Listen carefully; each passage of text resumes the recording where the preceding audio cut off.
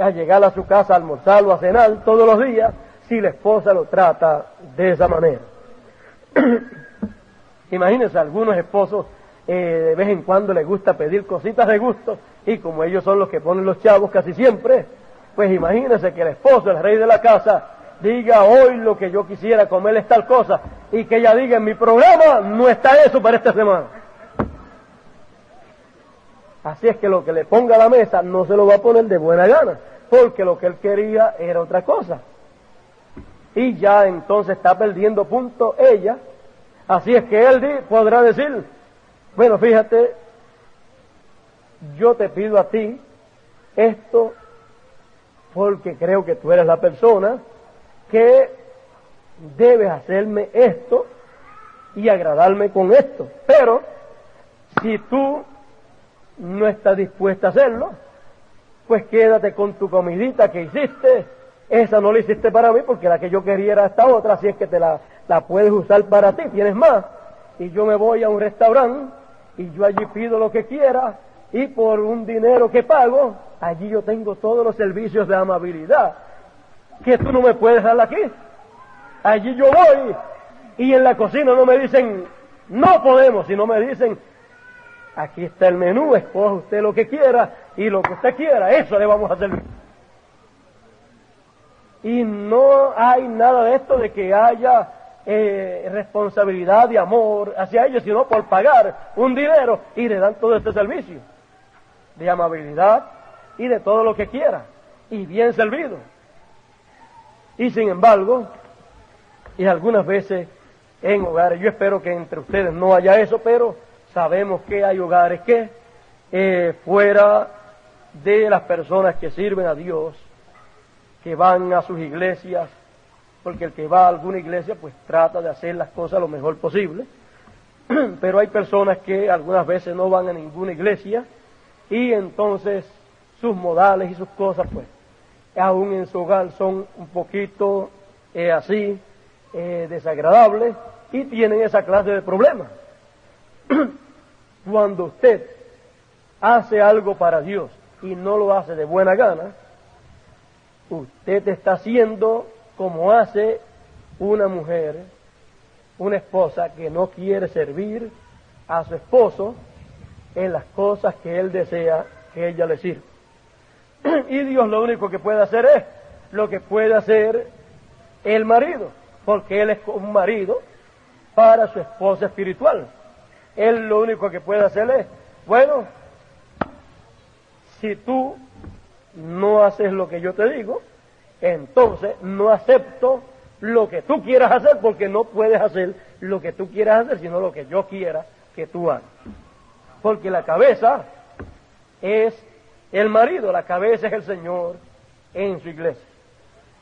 Así es que si usted busca el aspecto espiritual entre la iglesia del Señor y el Señor, y lo compara con un matrimonio, usted puede ver cómo cada día agradar más a Dios, y puede ver cuándo usted desagrada a Dios.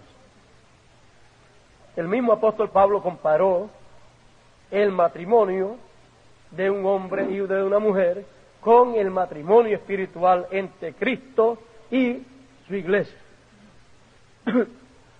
Así es que podemos ver todo esto, y lo mejor es, tanto en el aspecto espiritual con Dios, como en el aspecto también del hogar, hacer las cosas lo mejor posible y hacerlo siempre de buena gana, de buena voluntad.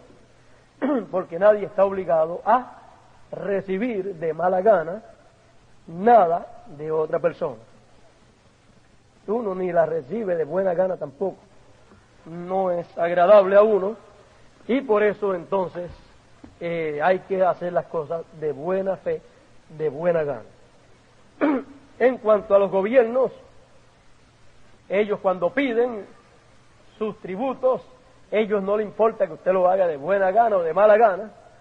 Ellos no van con el sentir de las personas, sino con la acción de las personas, sea de buena gana o de mala gana. Ellos dicen o a las buenas o a las malas, haga lo que tiene que pagar. Así es que en un gobierno, como no tiene corazón, es como una computadora, como una máquina que no tiene corazón, así es que no tiene sentimiento, y como no tiene sentimiento, entonces la cosa cambia. Pero Dios tiene sentimiento. Usted tiene sentimientos también. Así es que lo único que nosotros tenemos que parece una computadora es la mente, pero tenemos un corazón con el cual sentimos, con el cual amamos, con el cual sentimos emociones y así por el estilo. Nosotros somos personas que tenemos sentimientos, y esos sentimientos del corazón hacia afuera los vamos expresando a través de los sentidos del espíritu y de los sentidos también del cuerpo. Bueno, Pedro por revelación conoció el plan de Dios para aquel tiempo, se mantuvo en él y luego anunció el plan de Dios, el programa de Dios para aquel tiempo. Así también nosotros por la revelación tenemos que comprender el tiempo en que vivimos, las cosas que Dios ha prometido hacer y caminar hacia adelante. Y en los momentos difíciles como aquellos del apóstol Pedro y de los apóstoles, cuando se les fueron la gente a Jesús y solamente quedaron 12 discípulos y uno, ya ustedes saben, y uno era diablo, porque era Judas Iscariote, era donde el diablo se encarnaría.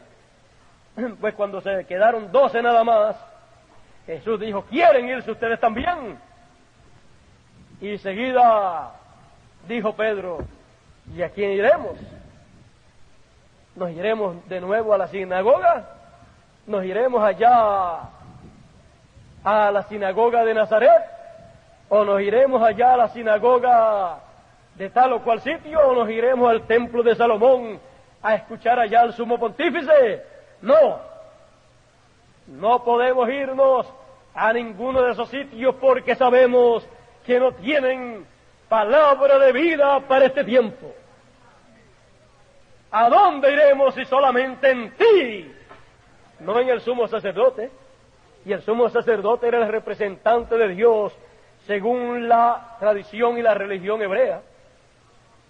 Pero cuando, mire, el sumo sacerdote, según el orden de Aarón, era el representante de Dios para el pueblo de Israel. Pero cuando llegó el sumo sacerdote según el orden de Melquisedec, allí estaba el sumo sacerdote, el representante de Dios para todo el pueblo de Israel. Cuando llegó uno, el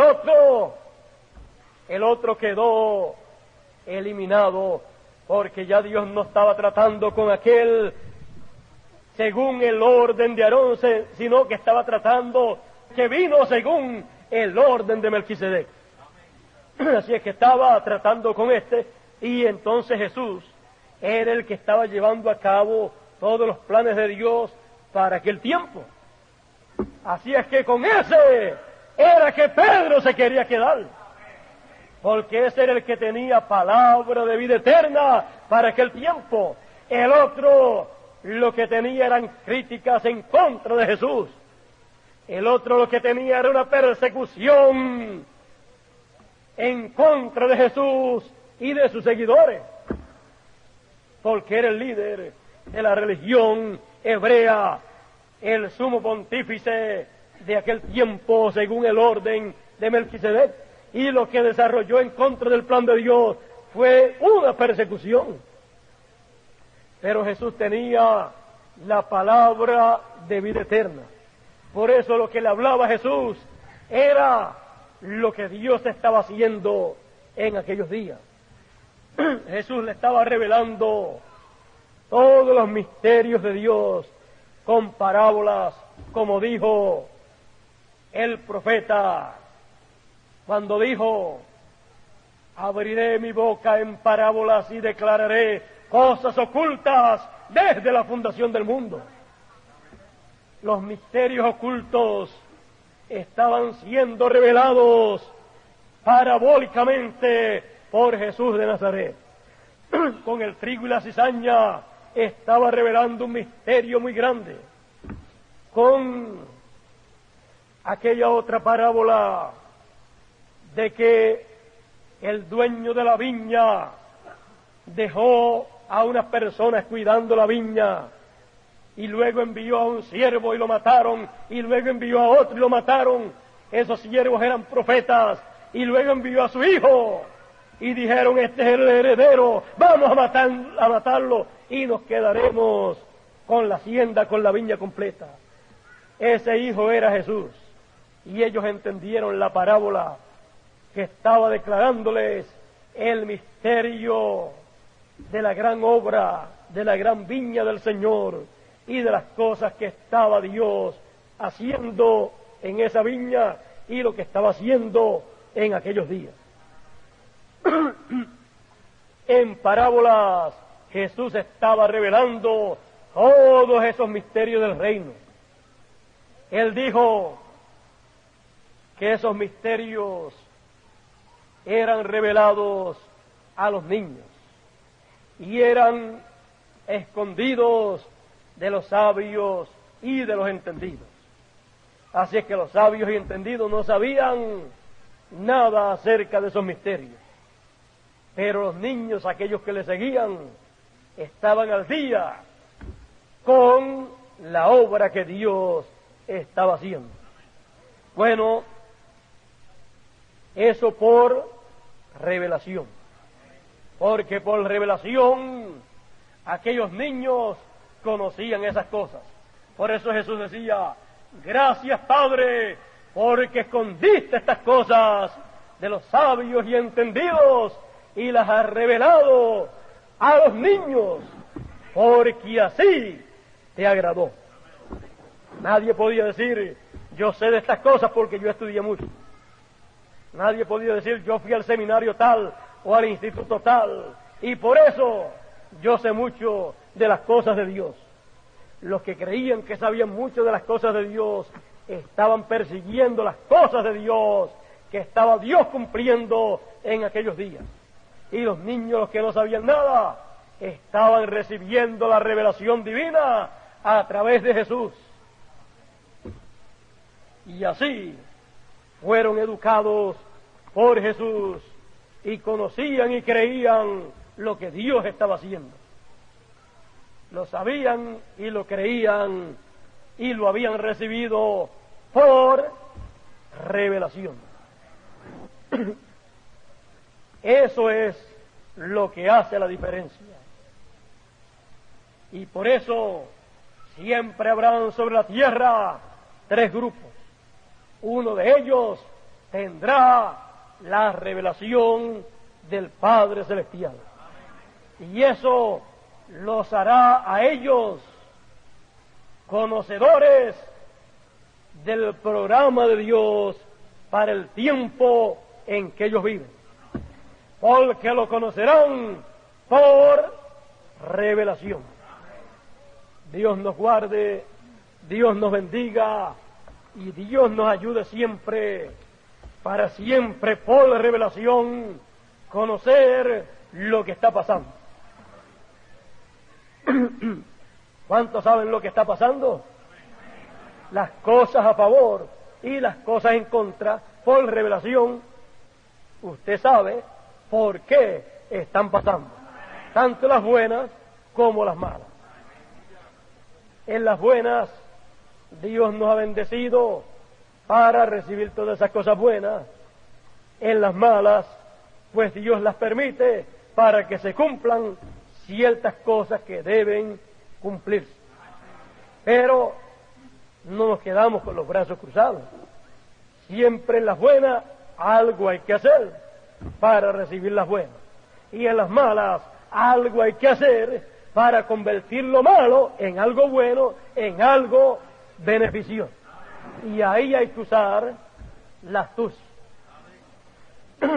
En palabras más claras, no se puede ser bobo ni se puede uno dejar tomar o coger de bobo por los que quieren hacerle daño a uno. Uno tiene que defenderse para que todo lo que traten de hacerle mal a uno, lo que traten de hacerle en contra a uno, se convierta en algo de beneficio. O sea, y que rebote, como dice la Biblia, el que te bendiga será bendito, el que te maldiga será maldito. O sea, siempre en la forma de uno defenderse, en la forma astuta de uno actual, ahí va a convertirse en realidad esa escritura. Así es que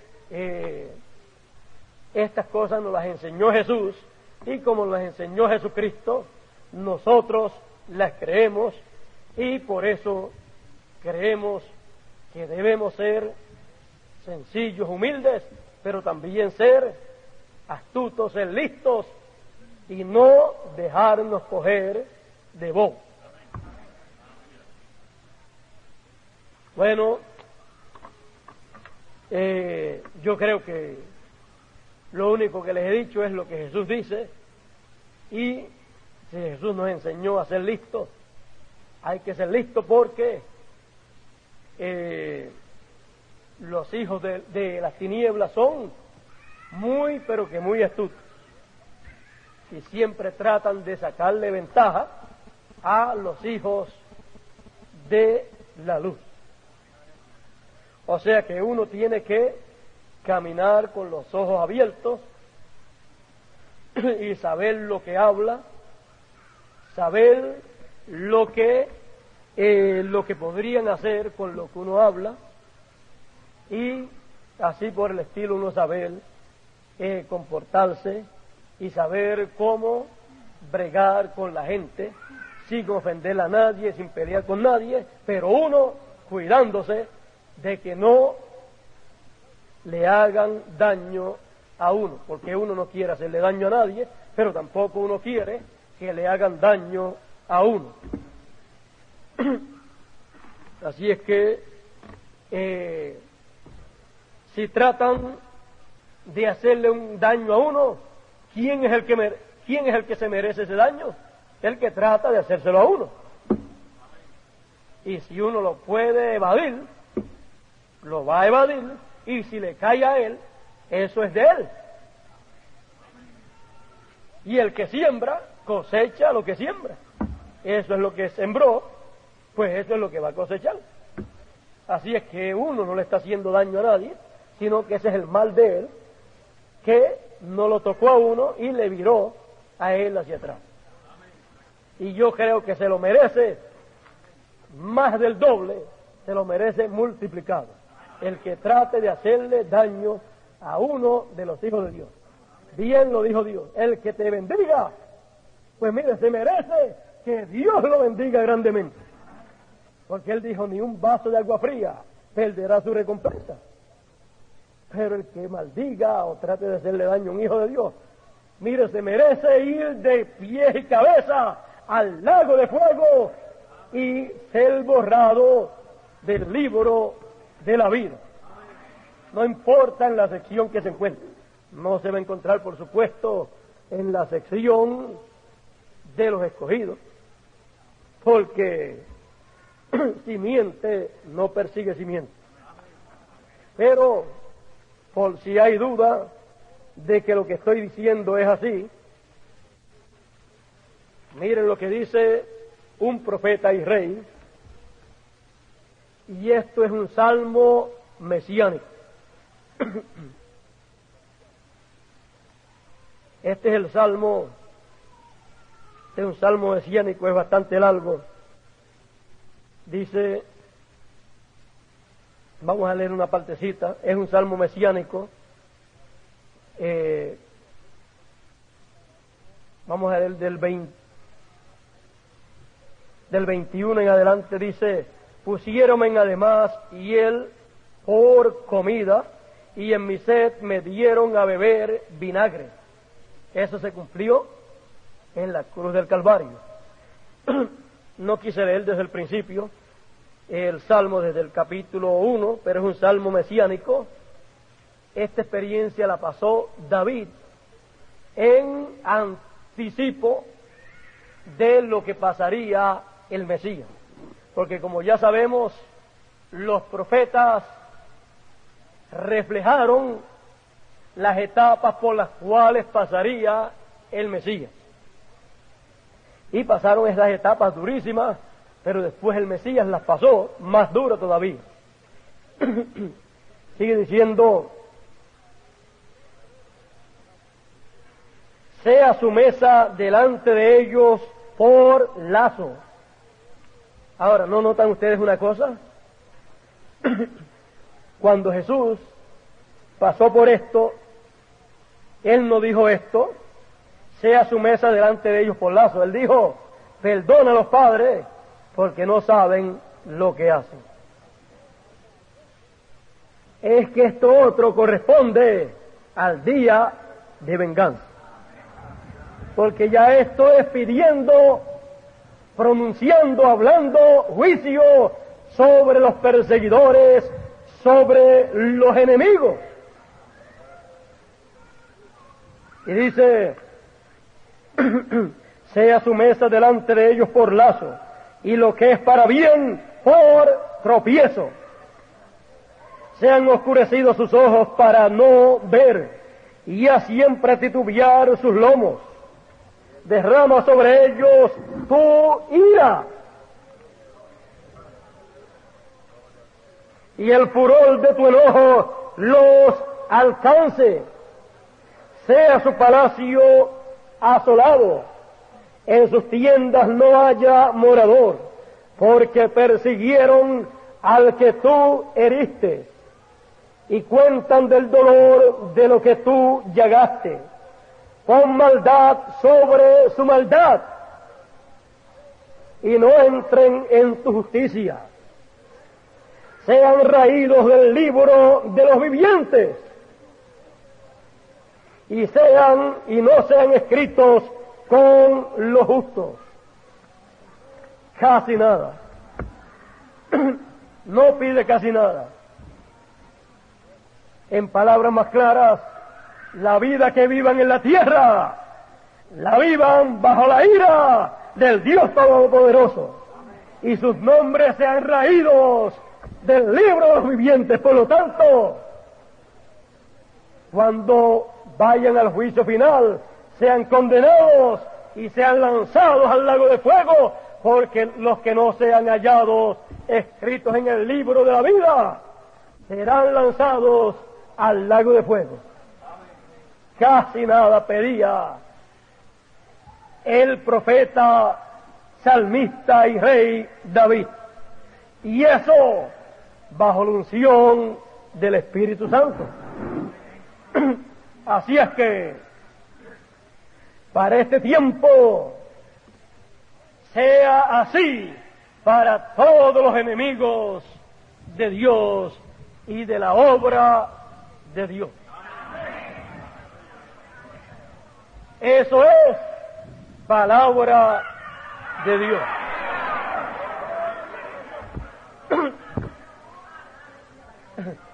Eso es lo que dice la Escritura. Eso es lo que tiene y debe acontecer, y yo estoy de acuerdo con esa palabra.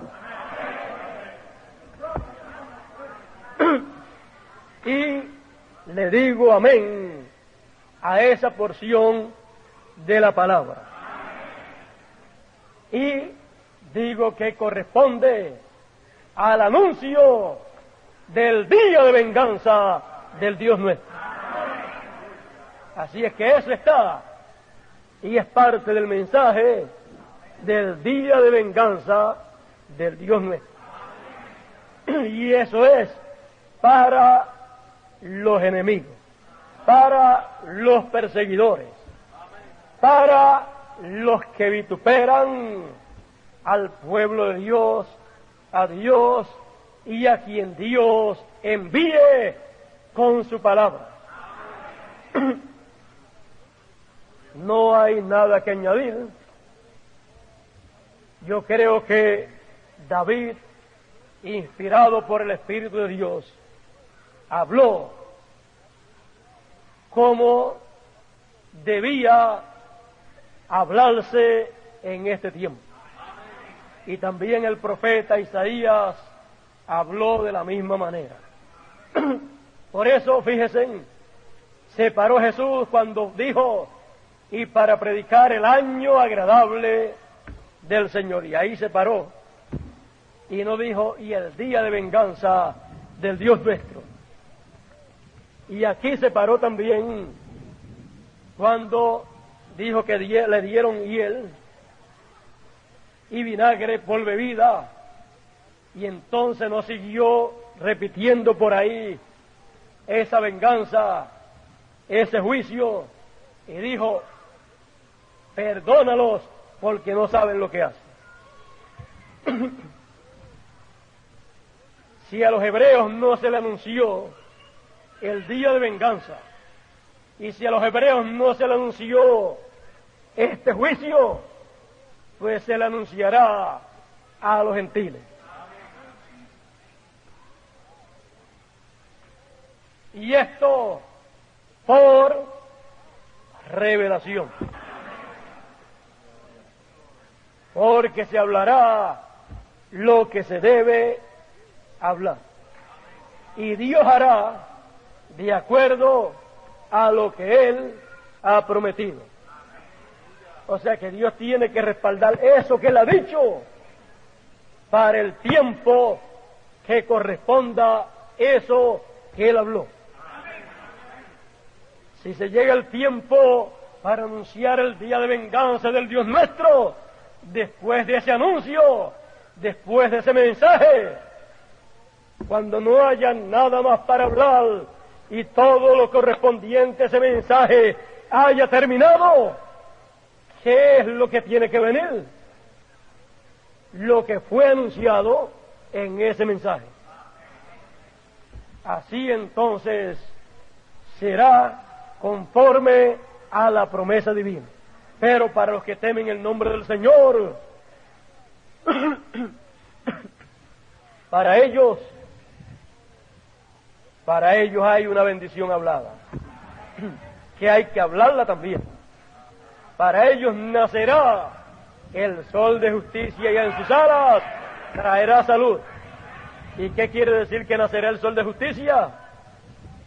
Jesucristo dijo, yo soy la luz del mundo. Él es el sol de justicia. ¿Nacerá entonces qué? Nacerá la venida del Señor para los que temen el nombre del Señor. Nacer es surgir, aparecer, la venida del Señor. Así es que esa es una promesa para los que temen el nombre del Señor. Los demás, cuando eso se cumpla, ni sabrán que se cumplió, como no lo supieron en la primera venida del Señor. Decían es Belcebú y tiene demonios, pero era la venida del Señor conforme a la promesa mesiánica. Era no el príncipe de los demonios, sino el príncipe de paz. Y eso lo supieron los pequeñitos por revelación. Que Dios nos ayude y fluya la revelación divina para que sepamos las cosas que Dios estará cumpliendo en este tiempo y podamos ver cada cosa que Él cumpla en este tiempo y la podamos comparar y juntar con la Escritura, que sea por revelación. Dios nos bendiga, Dios nos guarde. Muchas gracias por vuestra amable atención. Ya el próximo domingo espero estar también nuevamente con ustedes y les pido que oren mucho por mí. Yo oraré mucho por ustedes. Sabemos que estamos en un tiempo difícil Sabemos que tenemos que ser humildes, ser mansos, pero también ser astutos, ser listos, porque el enemigo está como león rugiente buscando a quien devorar. Y la Escritura dice, Jesús dijo una vez, que el diablo siempre trata de herir al líder, de herir a los líderes, y él dijo, heriré al pastor y las ovejas se desparramarán.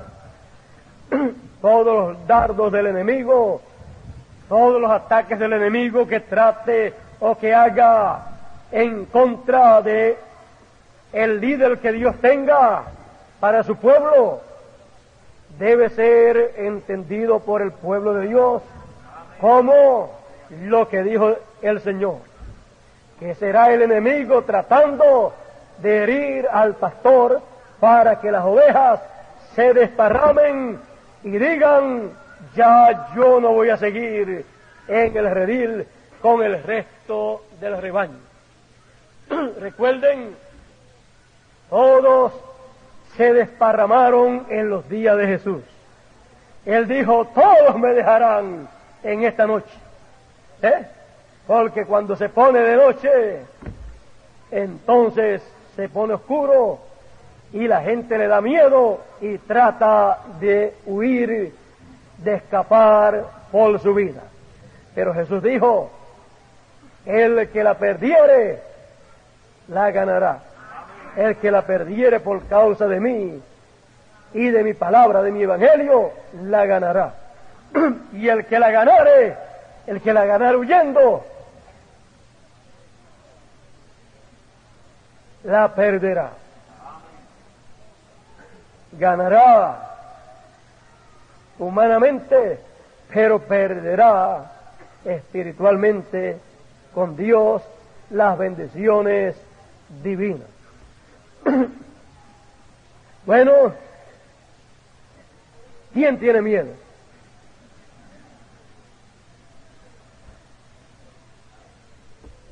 ¿Quién es un vencedor aquí?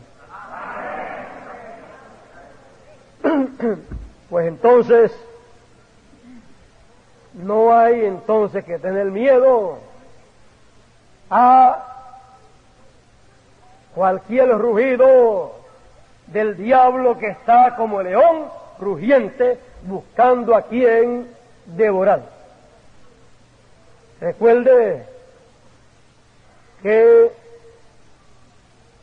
los hijos de Dios son como corderos, pero que en el tiempo final se convertirán en leones. Así es que también el Señor Dios no estará como cordero, sino como león, manifestándose por eso como león. Él podrá traer juicio sobre las naciones, sobre grupos de personas y sobre individuos que se levanten en contra del plan de Dios, porque levantarse en contra del plan de Dios es levantarse en contra de los hijos de Dios de ese tiempo, los cuales estarán llevando a cabo la obra de Dios para ese tiempo. Y Él dice a sus hijos, no se preocupen, que los enemigos de ustedes serán mis enemigos.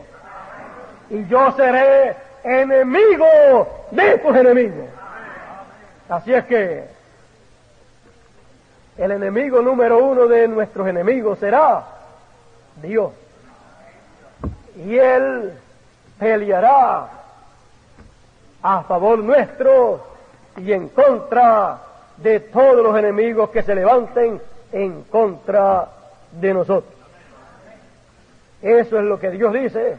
Así es que el que no quiera tener a Dios como enemigo, que no busque problemas, ni le traiga problemas, ni se ponga en contra de los hijos de Dios. Bueno, eso lo decimos así en forma sencilla, sabiendo lo que hablamos. El que quiera tener problemas con Dios, pues que haga lo que quiera hacer.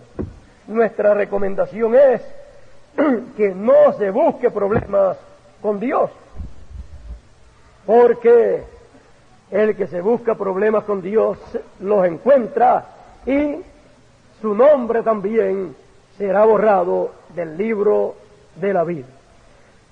Así es que ya en guerra avisada no muere gente. El que no quiera que su nombre sea borrado, pues sabe cómo evitarlo. El que no le importe y no crea que hay un libro y que hay nombres escritos, pues que haga lo que quiera hacer. Pero nuestra recomendación es que actúe bien y que se ponga siempre de parte de Dios y de la obra de Dios. Bueno, vamos a pedirle a nuestro hermano Pedro Mal que pase por aquí para que así concluyan esta mañana.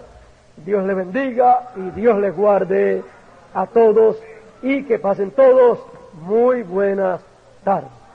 En cuanto a, se me olvidaba, como ya les anunciaron, mi cuñado Ramón Noguera Papo es el hermano mayor de Eli, está grave en el hospital de distrito, hospital universitario, allá en Río Piedras, y él está en estado de coma hace ya algunos días. No lo aseguran, los médicos creen que de un momento a otro ha de partir, así es que todos los que deseen acompañarnos en ese momento de dolor de la familia nuestra, pueden hacerlo, pueden estar pendientes al anuncio, pueden estar en comunicación con la funeraria. Creo que se utilizará en caso de que parta, utilizaremos lo más seguro, la funeraria Calley Memorial. Así es que cualquier cosa ustedes pueden llamar ahí, pueden llamar todos los días y así saben si ha sucedido algo. También pueden llamar aquí a la carpa, también para que estén al tanto, para que sepan todo lo relacionado a esto. Todo será llevado a cabo allá mismo y allí será el lugar donde iremos, estaremos allí. No será llevado a cabo en ninguna casa, en ningún hogar, sino allí en la funeraria, todo será allí. Por lo tanto, todos los que deseen acompañarnos en ese momento, en donde no despedimos, sino que decimos hasta luego a nuestros familiares queridos, y los que no están en el mensaje o los que no han estado todo el tiempo, pero que aman el mensaje y que de vez en cuando han venido y que nosotros los hemos reclamado porque son de nuestra familia y no queremos que ninguno de nuestra familia se pierda. Y como sabemos que reclamándolos y creyendo que van a estar en la eternidad, así se ha de cumplir y nuestra fe ha de funcionar para ellos. Entonces nosotros, cuando parte un familiar nuestro y lo hemos reclamado, estamos confiados de que su nombre estará allá y de que le vamos a ver en la eternidad después, y de que va a salir bien y va a vivir por toda la eternidad. Este es un caso así. El domingo antes de él caer así en ese estado de coma, había estado aquí también con nosotros, estaba muy contento, vino con su Biblia y quería enderezar su vida y estaba en esos pasos. Y allá hacían algunas semanas también que había estado enfermo y él pues estaba recuperándose y estaba también buscando de Dios. Y ustedes saben cómo la persona cuando quiere enderezar su vida con Dios, hace cada cual, hace de la manera en que él pueda hacer, y es un asunto individual entre la persona y Dios. Y eso nosotros lo apreciamos cuando vemos una persona que quiere servir a Dios y quiere enderezar su vida con Dios. Y nuestro deseo es que todo el mundo se salve. No queremos que nadie se pierda y queremos que cada cual pues luche por su vida eterna, luche por encaminarse para que su nombre no sea borrado de ese libro, ya que sabemos que hay nombres escritos que pueden ser borrados. Bueno, yo creo que con esto que les he dicho ya ustedes saben suficiente, así es que no les digo a ustedes todos que vayan allá al hospital. Si llegan a ir ustedes no caben allá, y entonces pues imagínense, sería difícil allá para atenderlos a todos ustedes, pero estén al tanto de todo para que así los que deseen puedan acompañarnos en esos días. Bueno, que pasen todos muy buenas tardes y Dios les bendiga a todos.